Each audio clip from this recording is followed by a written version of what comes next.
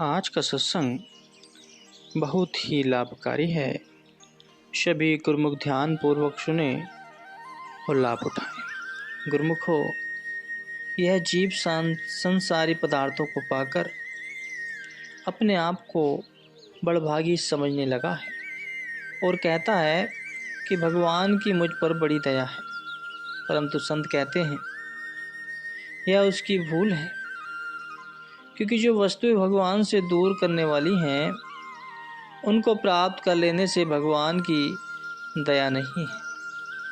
भगवान की दया उस पर समझनी चाहिए जिसको वह अपने चरणों की भक्ति दे, क्योंकि मायावी पदार्थों को पाकर मनुष्य भूल जाता है। इसी कारण से तो भगवान अपने भक्तों को माया जाल में उलझने नहीं देते। यदि भूल से भक्त कभी उन पदार्थों की इच्छा कर भी बैठता है तो वह पूर्ण नहीं कर बल्कि उसके विरुद्ध चलता है। यह उसकी दया का असली चिन्ह है।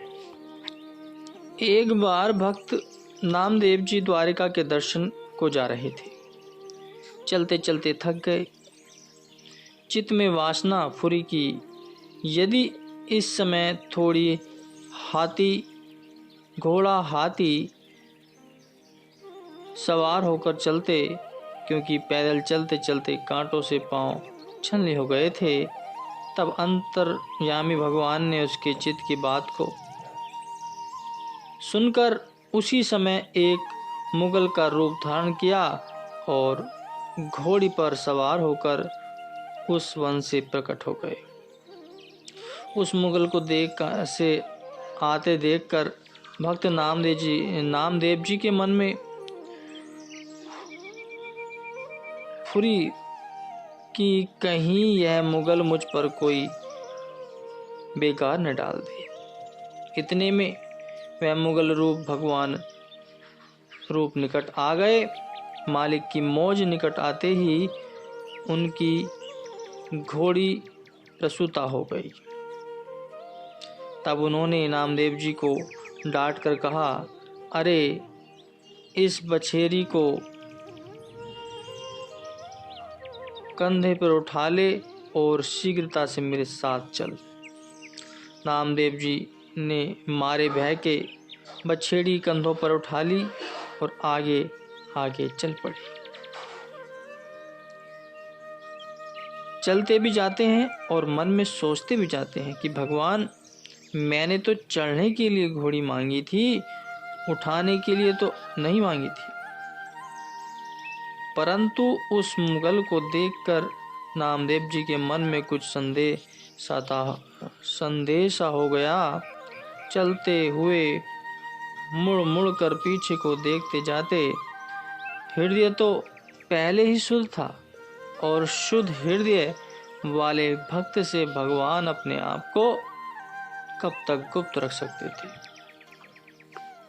हंसकर भक्त नामदेव जी ने पूछा कि ये घोड़ी के सवार, आपका घर कहाँ है?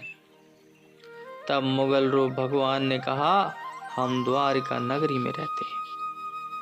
नामदेव जी बोले, द्वारिका नगरी में मुगल कहाँ हैं? आप मुगल नहीं हैं, मैंने पहचान लिया है, आप भगवान हैं। यह सुनकर भगवान मुस्कुराए। तब भक्त नामदेव जी से रहा न गया, मारे खुशी के एकदम उछल पड़े और उस खुशी में मुख से यह शब्द भी निकल गए,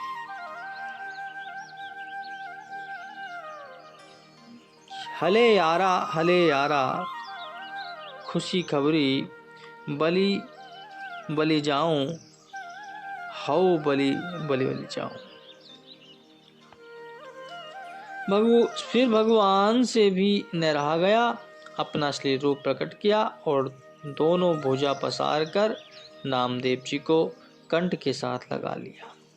भगवान के हृदय के साथ लगते ही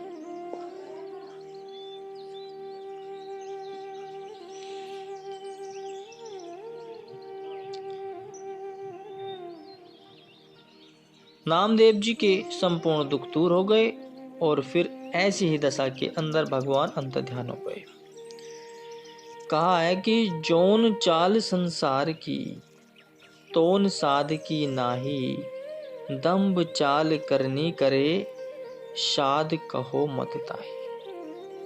कि भक्तों का मार्ग भाना मानने का मार्ग है,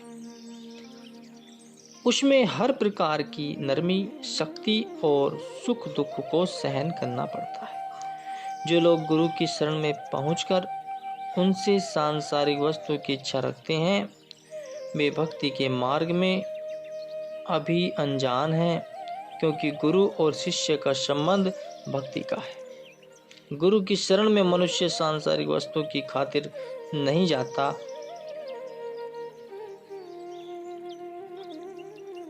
बल्कि उसका प्रयोजन भक्ति को पाना होता है। इसलिए गुरु से जब कभी भी कुछ मांगना चाहिए, भक्ति और सेवा का दान मांगना चाहिए। कबीर साहिब जी कहते हैं कि भक्ति दान मोहि दीजिए, गुरु देवन के देव, और कछु नहीं चाहिए, निस दिन तुम्हारी सेव। कि एक तरफ भगवान है और दूसरी तरफ माया है, मार्ग दोनों खुले पड़े हैं। जो जिस पर चलना चाहे उसे इख्तियार कर सकता है, परंतु परिणाम दोनों का अलग अलग है। माया का मार्ग दुखदाई है और भगवान का मार्ग सुखदाई है। यद्यपि वह पहले कुछ बिगड़ा मालूम होता है, परंतु अंत तो भगवान का मार्ग है। भगवान के मिल जाने पर भी फिर कौन से सुख हैं जो उनको नहीं मिल जाएंगे। केवल जरा धीरज से काम लेने की जरूरत है। मायावी सामान चाहे जिस कदर भी प्राप्त हो जाए, अंत उनका परिणाम तो कुछ भी नहीं है। अंत में उनका परिणाम कुछ भी नहीं है। वे अंत तो अनित्य पदार्थ ही है, जो अंतिम समय अपनी अनित्यता को सिद्ध कर दिखाते हैं। परलोक की बात तो आगे रही, इस लोक में भी जय भक्तों की ही होती है। प्रमाण मौजूद है, विभीषण और रावण दोनों सगे भाई थे। रावण के पास संसार भर की संपत्ति थी और विभीषण के पास केवल एक भगवान की भक्ति थी, परंतु सफलता तो विभीषण की ही हुई। यद्यपि रावण संसार भर में महाशक्तिमान था, परंतु उसके जीवन का परिणाम कैसा दुखदाई हुआ कि लोग उसे आज तक घृणा की दृष्टि से देखते चले आते हैं। दशहरे के दिनों में उनको आग लगाकर प्रसन्न होते हैं, मिठाइयाँ खाते हैं, प्रसाद बांटते हैं। यह मायावी जीवन का परिणाम है, परंतु विरुद्ध इसके भक्तों को कितना आदर की दृष्टि से देखा जाता है। यहाँ तक कि उनको संसार से आलोप हुए सैकड़ों और हजारों वर्ष हो चुके हैं, परंतु अब तक उनकी भक्ति के झंडे संसार में लहरा रहे हैं। लोग उनकी कथाएं सुन सुनकर सुख मानते हैं, और होना भी ऐसा ही चाहिए, क्योंकि जब भगवान को भक्ति प्यारी है तो फिर भक्तों की कीर्ति संसार को क्यों न प्यारी लगे। यह भक्ति का अपना गुण है।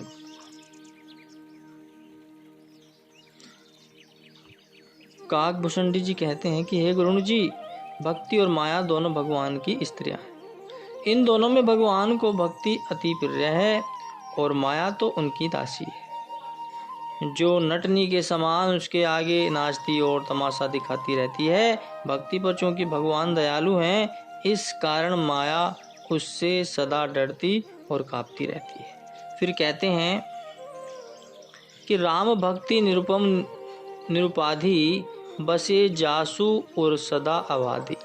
तिहि विलो की माया सकुचाई, करी न सके कछु निज प्रभुताई। कि हे गरुण जी, भगवान की भक्ति की अपार महिमा है, इसके मार्ग में माया की उपाधि नहीं है। यह बाधा रहित भक्ति उसके हृदय में बस जाती है, उसको देखकर माया सकुचाती है और अपनी चतुराई भूल जाती है। अब जिसको माया कहा जाता है वह वास्तव में है क्या? वह तो भक्ति की दासी है। और जिस माया के पीछे संसारी मारे मारे फिरते हैं वह भक्तों के पीछे पीछे फिरती है। जिनको मालिक ने भक्ति का धन प्रदान किया है वे माया को समझते ही क्या है। माया उनको बड़ी भासती है, उनके नेत्रों में दोष है। निरख परख वाले जीव इसको कुछ भी पद भी नहीं देते। माया जो मन से भक्ति करते हैं, प्रभु की सच्चे लगन से भक्ति करते हैं, माया उनके पीछे पीछे होती है। इसलिए अपने इस जीवन को, अपने इस मानव शरीर को प्रभु भक्ति में लगाना ही सबसे सरलतम उपाय है। उसी से माया की भी प्राप्ति होगी और प्रभु को भी प्रसन्नता होगी। बोलो जयकारा, बोल मेरे श्री गुरु महाराज जी की जय।